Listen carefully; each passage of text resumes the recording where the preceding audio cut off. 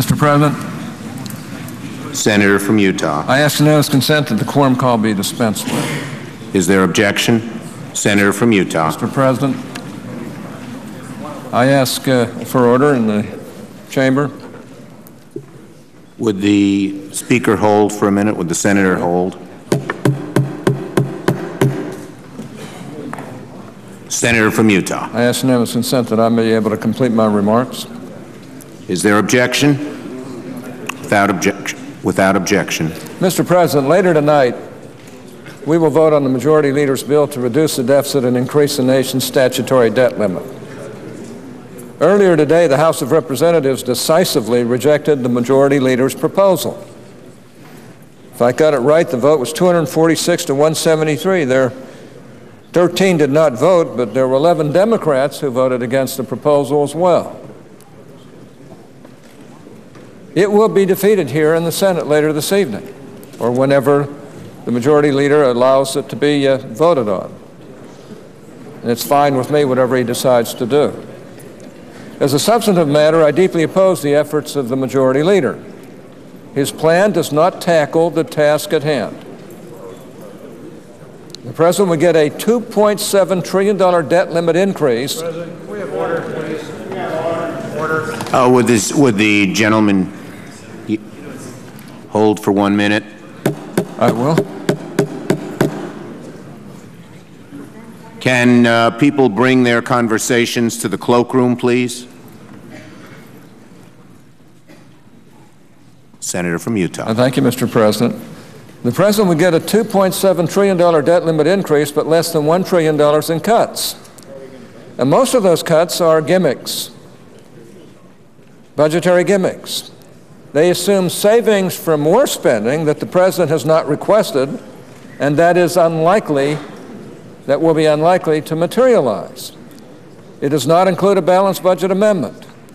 And most importantly, from my perspective, it assumes a massive tax increase in 2013 by allowing the 2001 and 2003 tax relief to expire, allowing the AMT to hit the middle-class taxpayers, and allowing for increases in estate taxes that are a small business. And Senator, yield for a moment.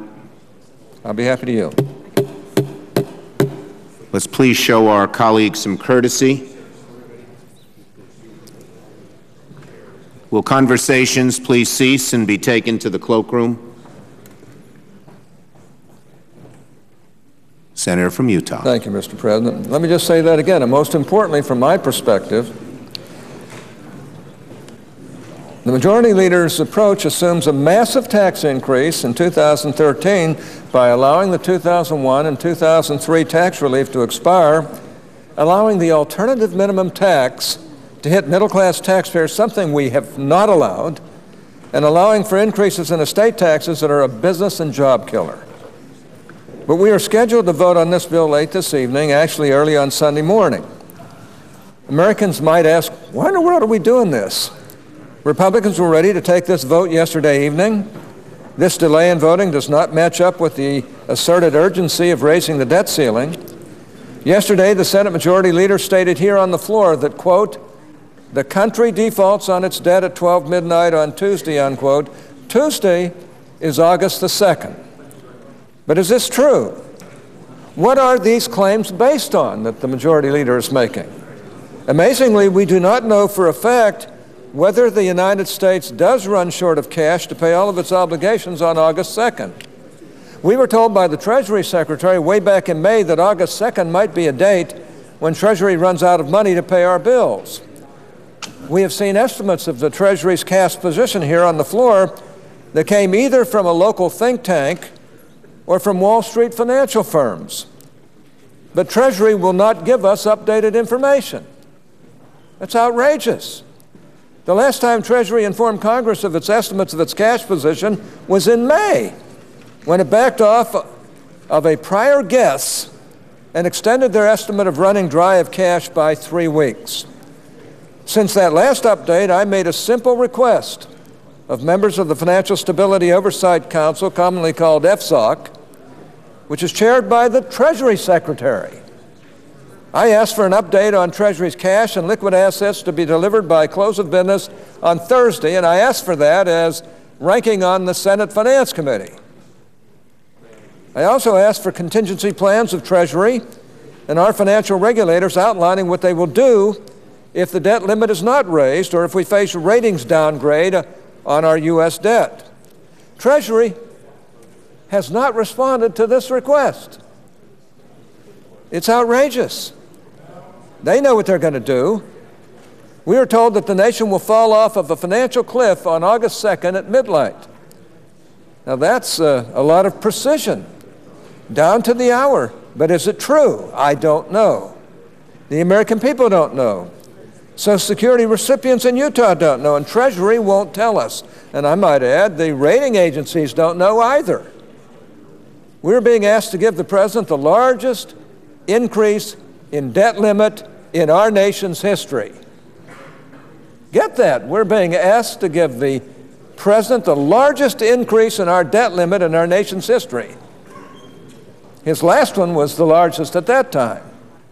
We were asked to consider policies that involve trillions of dollars with no effects that will occur over decades with no current information about how much money the government has and expects to have over the next few days and weeks. Mr. President, Treasury told me yesterday that they are working on getting me some information. Yet I still don't know how much money Treasury now has to pay its bills, and neither does anybody else on the floor. We don't know how much it expects to have over the next few days and weeks, or whether Treasury still believes that midnight August 2nd has any particular significance. But the politicians all insist that August 2nd is the date. I am beginning to have my doubts. If that was the case, wouldn't it make sense for the majority leader to schedule votes commensurate with this urgency? Why waste more than 24 hours, which is what the majority leader did by refusing our offer to vote last night on his bill? It's not going to change the vote. It is not unreasonable to conclude that maybe that August 2nd date is not all that it's cracked up to be. We can't say for sure because the administration, despite my request more than 48 hours ago, has refused to provide Congress with information regarding its cash position. But others seem to think so. Yesterday, Moody's Investor Service stated clearly, quote, "It remains our expectation that the government will continue with timely debt service. If the debt limit is not raised before August 2nd, we believe that the Treasury would give priority to debt service payments and could thus postpone a potential debt default for a number of days." Does Moody's know more than our Treasury Secretary and FSOC that's been specifically set up to help us to understand these things? They've been working on it for months. Why can't they give us the information? This analysis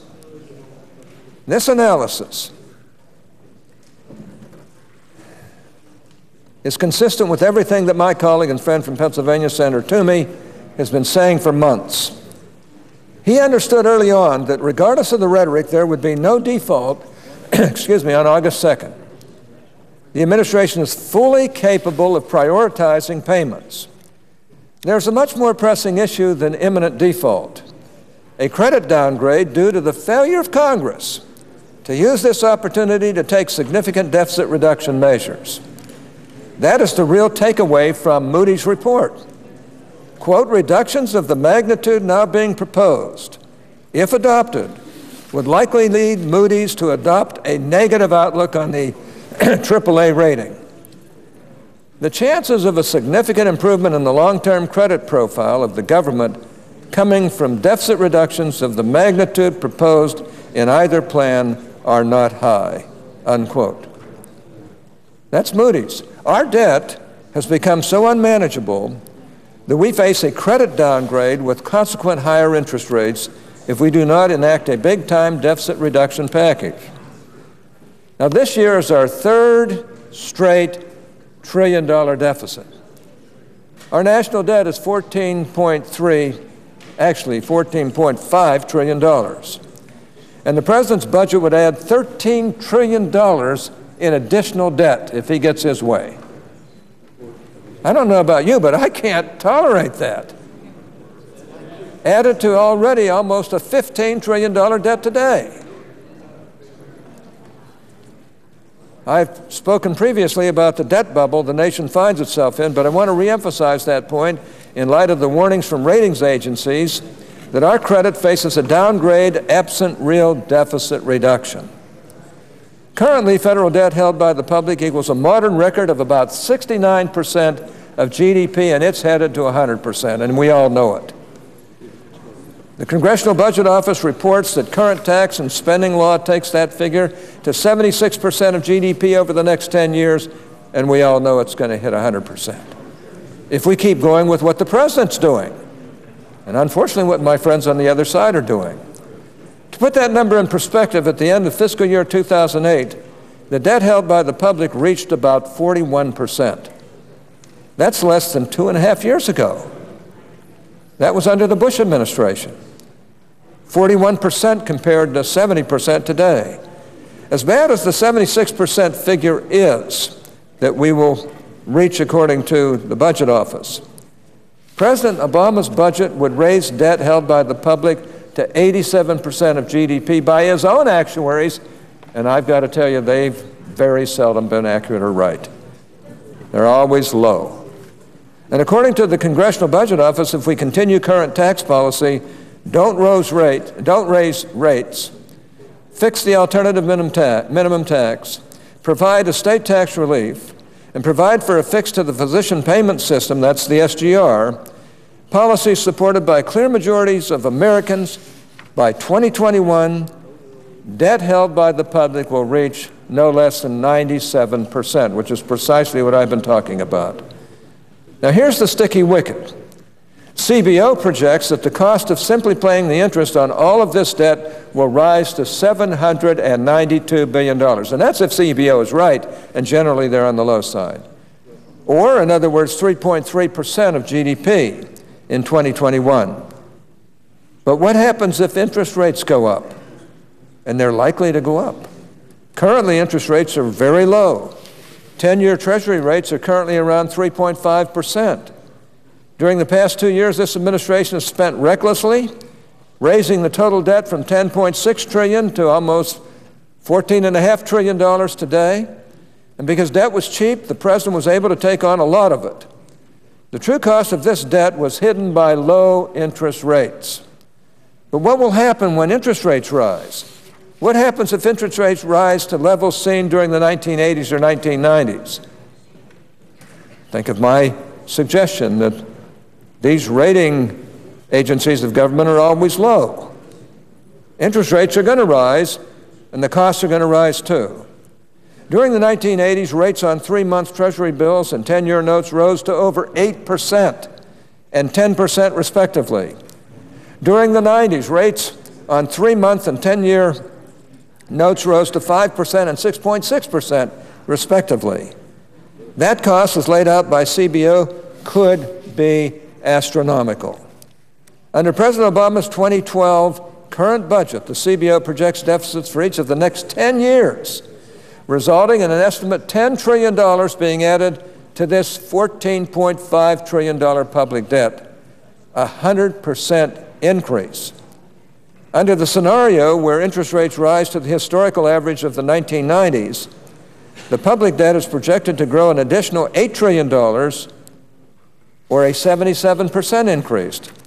Under the scenario where interest rates rise to the historical average of the 1980s, the public debt would grow $14.5 trillion, doubling in size. This is the real impact of Moody's warning. It is bad enough that President Obama has taken on so much debt that it may result in a downgrade of our credit, but it is even worse that faced with that downgrade, he and his Democratic allies refuse to deleverage. Should we get downgraded for failure to enact a serious deficit reduction package, our debt will only grow larger because increased interest rates will increase the costs of borrowing. We all know about budgetary gimmickry around here, and this place is filled with it, and this economic debt is filled with it. The arguments about the future are filled with it. Americans should be less concerned about the August 2nd deadline than the fact that over the long term, our debt bubble runs the risk of becoming a debt spiral that turns into a death spiral for our economy. Mr. President, let me close by making 2 points.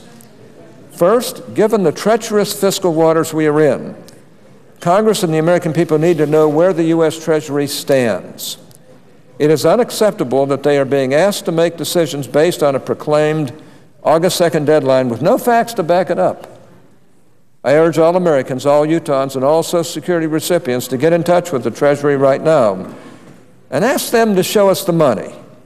Call Treasury, send them an email, send out a tweet. Show us the money. You have a right to know cash in the Treasury comes from the taxes that hardworking Americans pay. Government is charged with stewardship over use of that cash. Withholding information is a shirking of that responsibility, and I don't think there's anybody on this floor who believes that Treasury doesn't know what they are going to do. And I don't believe any senator believes that they should be stopping the information from coming to us, especially at this time.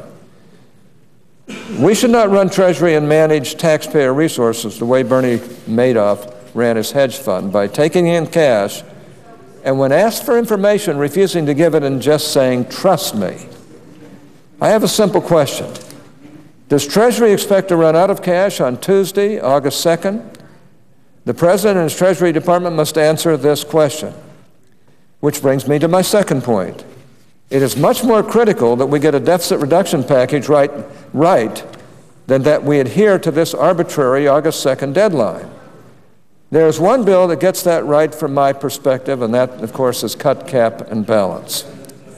So far, the only bipartisan votes taken by the Congress in this debt ceiling debate are the vote for cut, cap, and balance in the House, and the House vote to defeat the majority leader's bills. Those are the only two that are bipartisan.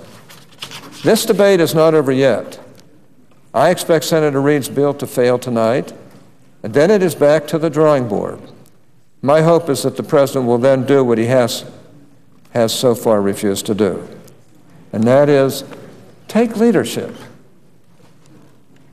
Take a leadership role in this debate. Stand up to his base and encourage his party to take real steps to reduce the deficit. I'm not going to hold my breath. Mr. President, I suggest the absence of a quorum.